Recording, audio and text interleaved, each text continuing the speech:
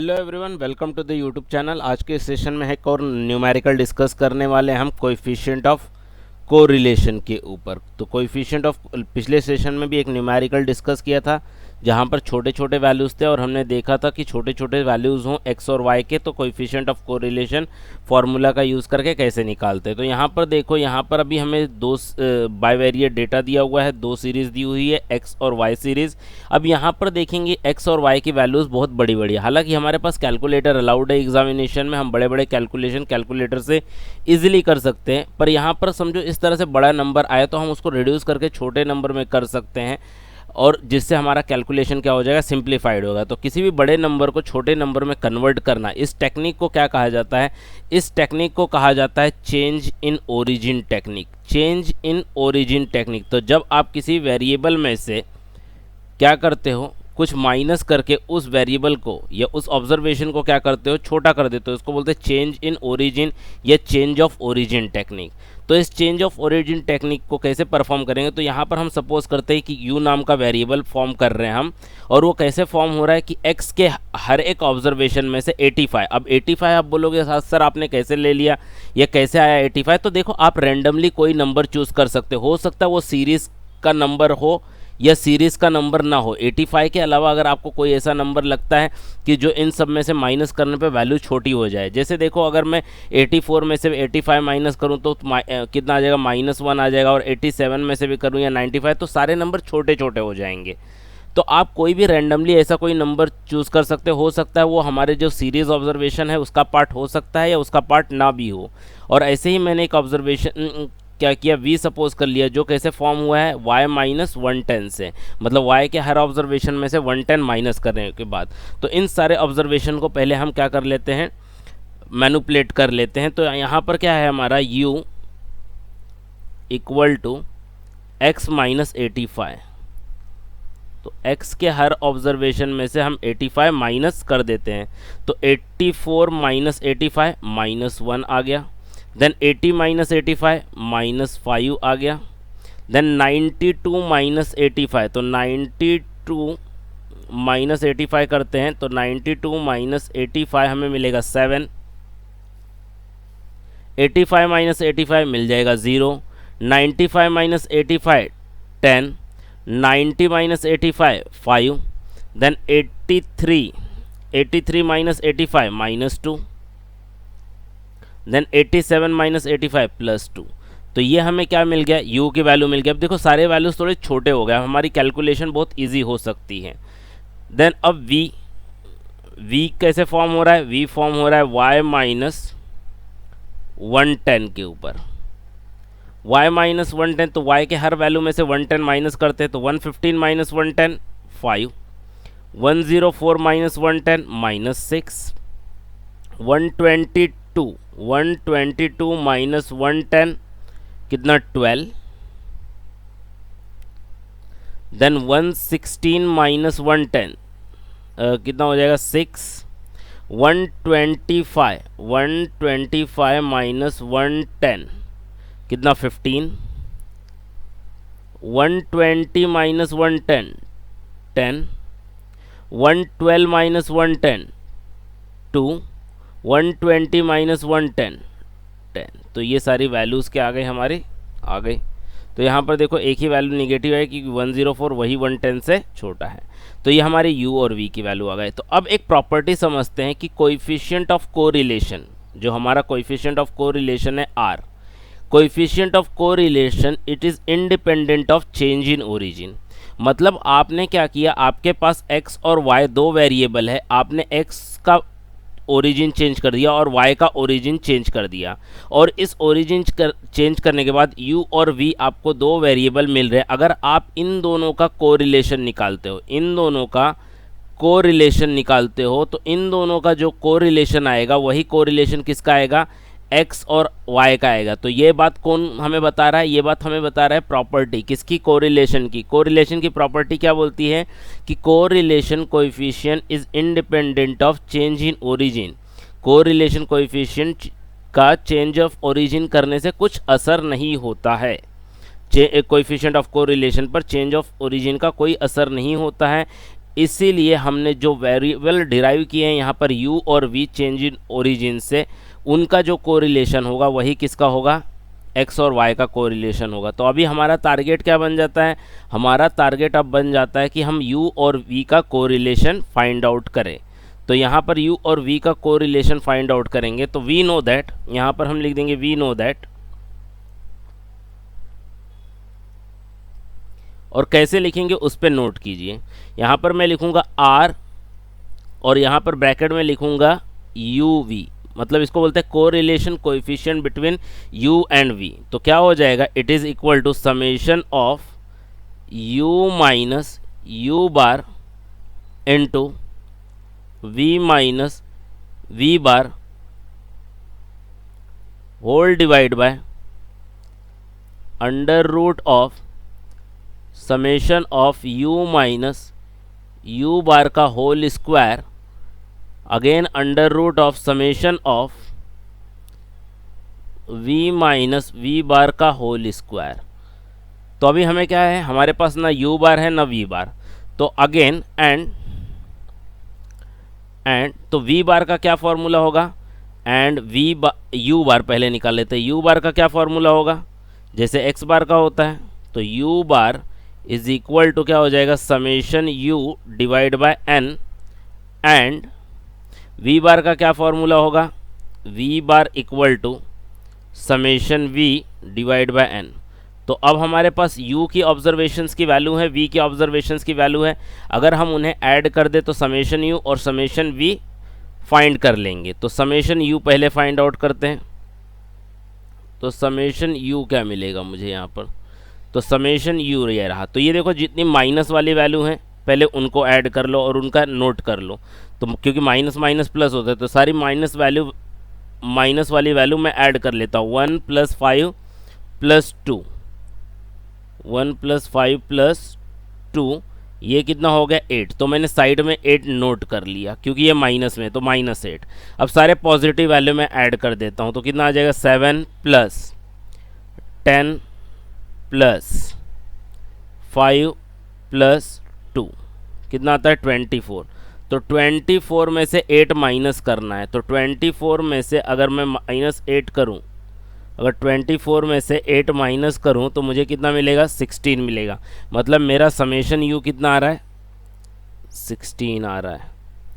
अब मैं क्या करूंगा, समेशन v निकाल लेता हूं, तो समेशन v क्या आ जाएगा, एक ही निगेटिव वैल्यू है बाकी सब पॉजिटिव है, तो चलो सारे पॉजिटिव वैल्यू को पहले ऐड कर लेते हैं, निगेटिव को साइड में रखते हैं। तो कितना हो गया 5 + 12 + 6 + 15 + 10 + 2 + 10 कितना आ गया 60 आ गया। 60 में से 6 माइनस कर देना है, तो कितना आ गया 54, वो भी पॉजिटिव। तो u बार और v बार मिल गया। तो u बार और v बार मिलने के बाद क्या करना है, u माइनस u बार करना है, v माइनस v बार करना है। ओके, पहले तो पर u बार है नहीं अपने पास, समेशन मिला है तो u बार निकाल लेते। तो देयरफॉर u बार क्या हो जाएगा, u bar equal to summation u, summation u क्या है मेरा 16 divide by number of observations, कितने ऑब्जर्वेशंस है वो मैं काउंट कर लेता हूँ। तो ऑब्जर्वेशंस कितने हैं 1 2 3 4 5 6 7 8, 8 ऑब्जर्वेशंस है। तो 16 डिवाइड बाय 8, तो मुझे कितना मिलता है u बार 2, एंड v बार भी निकाल लेते हैं। तो v बार क्या होगा, summation v divide by n, तो कितना आता 54 divide by 8।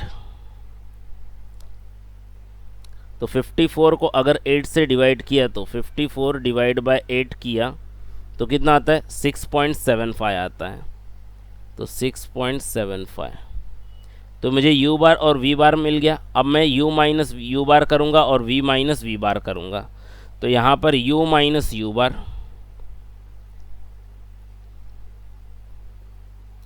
u minus u बार पहले निकाल लेते हैं। तो u बार कितना आया मेरा 2 आया है। तो यहाँ पर क्या आएगा, देखो मेरा u -1 है, -1 -2 -3, -5 -2 -7, 7 -2 5, 0 -2 -2, 10 minus 2 8, 5 minus 2 3, then minus 2 minus 2 minus 4 and 2 minus 2 0।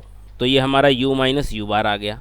अब मुझे क्या करना है, v माइनस वी बार निकालना है। तो v माइनस वी बार निकालने के लिए v में से v बार माइनस करेंगे। तो v अब यहाँ पर देखो v बार कितना है 6.75, तो 5 माइनस 6.75, 5 माइनस 6.75 किया तो माइनस 1.75, तो यहाँ पर आएगा माइनस 1.75। थोड़ी कैलकुलेशन पॉइंट वाली फ्रैक्शनल बनती जाएगी। देन माइनस 6 माइनस 6.75, तो minus 12.75। Then 12 minus 6.5, 12 minus 6.75, 5.25। Then 6 minus 6.5, 6 minus 6.75 कितना, माइनस 0.75। Then 15 minus 6.75, 8.25।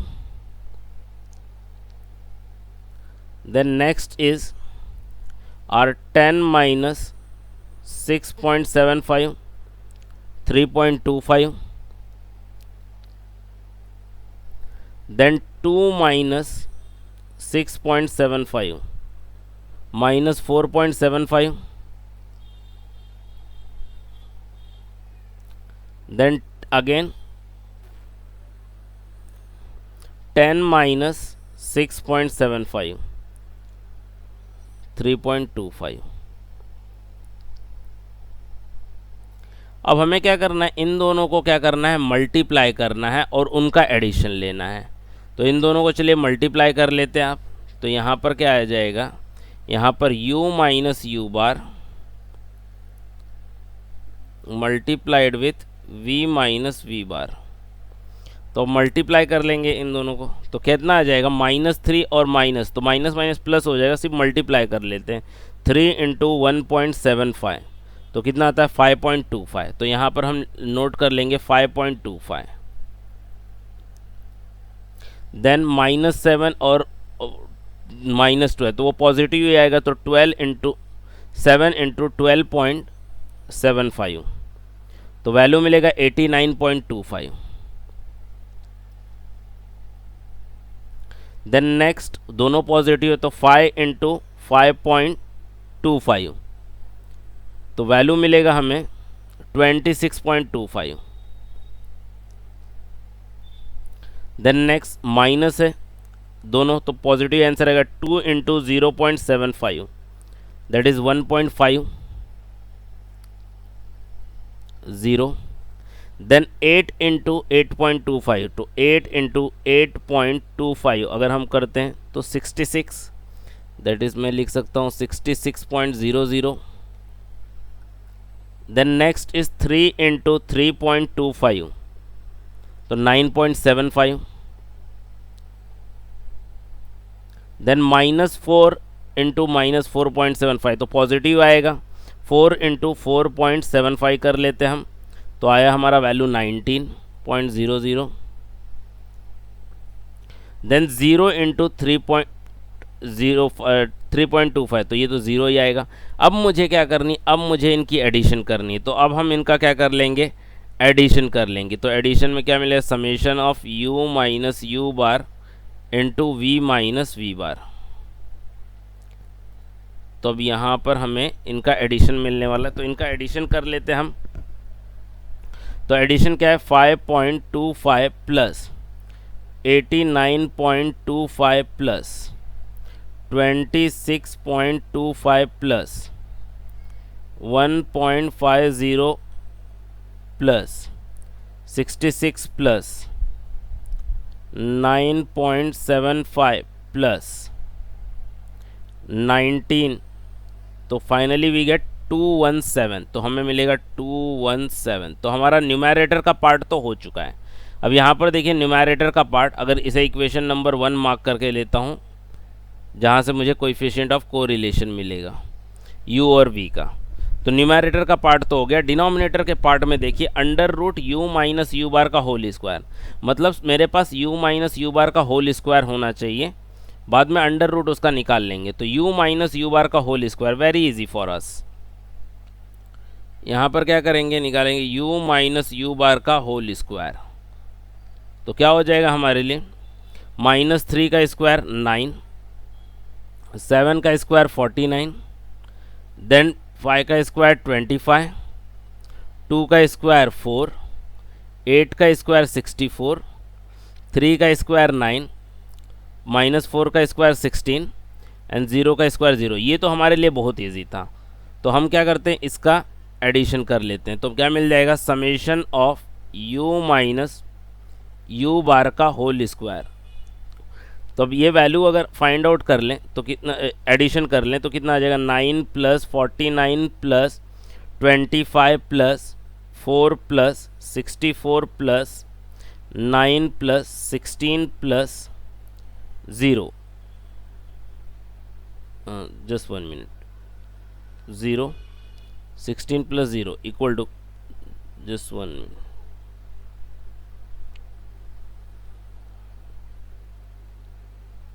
तो 9 plus 49 plus 25 plus 4 plus 64 plus 9 plus 16 will get 176। तो ये 176 तो हमें मिल गया। अब डिनोमिनेटर में देखिए हमारा ये काम भी हो गया, हमारा न्यूमैरेटर का काम हो गया, डिनोमिनेटर में ये काम भी हो। अब कौन सा बचा रह गया, v माइनस वी बार का होल स्क्वायर। तो v माइनस वी बार का होल स्क्वायर निकालना पड़ेगा। अब v माइनस वी बार कुछ अजब सी वैल्यू है, सब पॉइंट वाली हैं, तो यहाँ पर थोड़ा कैलकुलेशन अपना लेंदी हो जाएगा। अगर आपके पास यहाँ पर कॉलम में स्पेस बचता है तो वहाँ पर लिखिए, नहीं तो नीचे यहाँ पर लिख सकते हैं आप ऐसे। तो v माइनस वी बार का होल स्क्वायर, और बाद में इसका समेशन भी लेना है। तो v माइनस वी बार की पहली वैल्यू कितनी है, 1.75। तो 1.75 का होल स्क्वायर निकालते हैं हम, तो कितना आएगा, 3.0625। तो पहली वैल्यू 3.0625। देन नेक्स्ट इज 12.75 का स्क्वायर। अगर 12.75 का स्क्वायर निकाला तो 162.5625। देन 5.25 का स्क्वायर, 5.25 का अगर स्क्वायर निकाला तो 27.5625। देन नेक्स्ट अगर मैं 0.75 का स्क्वायर निकालूं तो 0.5625।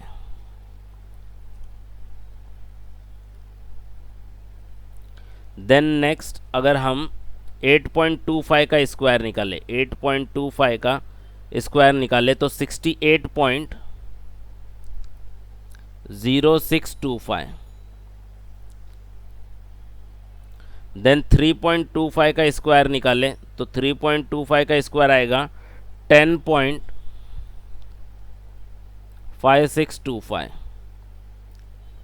देन 4.75 का स्क्वायर निकाले, 4.75 का स्क्वायर 22.5625। देन नेक्स्ट 3.25 का अगेन स्क्वायर, तो 3.25 का अगेन स्क्वायर निकाला तो 10.5625। अब क्या करना है, इसकी समेशन भी करनी है इन सब की, तो समेशन कर देंगे। It is easy for us to add them. v minus v bar का होल स्क्वायर, तो चलिए एडिशन कर लेते। 3.0625 plus 162.5625 plus 27.5625 plus 0.5625 plus 68.0625 plus 10.5625 plus 22.5625 plus 10.5625 5625। तो एट लास्ट हमें क्या मिलता है 305.5। तो ये हमारी वैल्यू आ जाती है 305.5। अब लगभग सारी वैल्यूज़ हमें मिल चुकी है। तो यहाँ पर क्या लिखेंगे फ्रॉम इक्वेशन 1। तो therefore from equation 1 and about table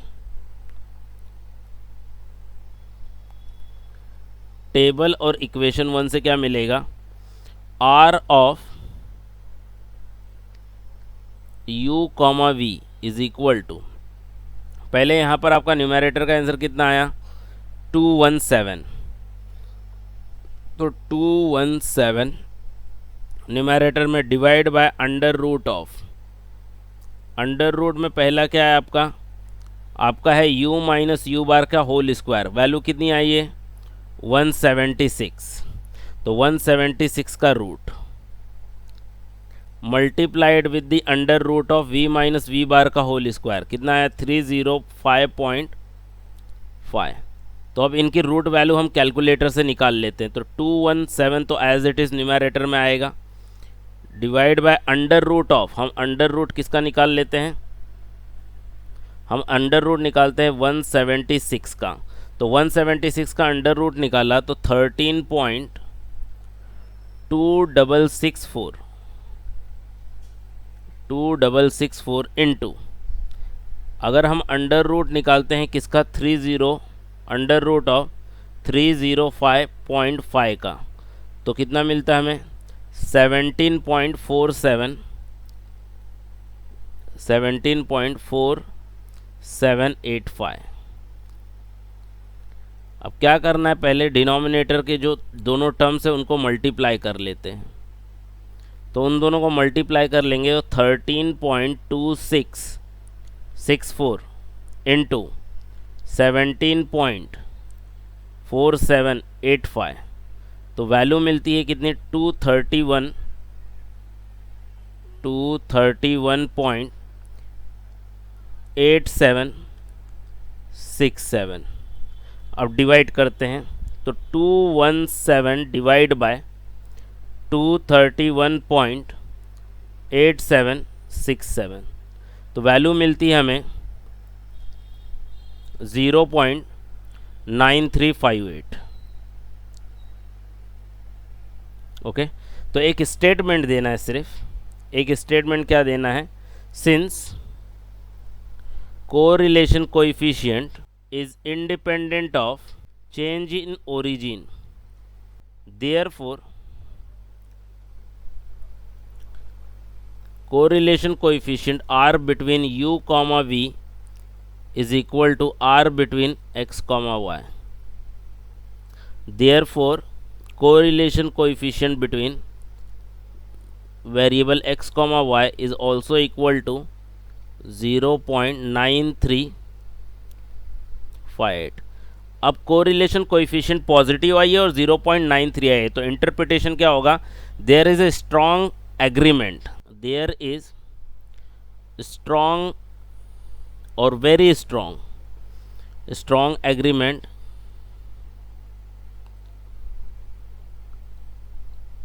between x and y। So that's all about this sum. एक बार देख लीजिए सम को, क्या था, पहले जो वैल्यू थी हमने क्या किया, इसको रिड्यूस करने के लिए चेंज इन ओरिजिन किया, देन अगेन वही कोरिलेशन की मेथड यूज़ करके u और v के बीच में कोरिलेशन फाइंड आउट किया, और कोरिलेशन कोएफिशिएंट इंडिपेंडेंट होता है चेंज इन ओरिजिन से, इसलिए u और v के बीच में जो कोरिलेशन आया है वही x और y के बीच में आएगा। कोरिलेशन पॉजिटिव आई और 0.93 आई, मतलब क्या है, स्ट्रॉन्ग एग्रीमेंट से। तो that's all with the numerical of the correlation of coefficient. Thank you.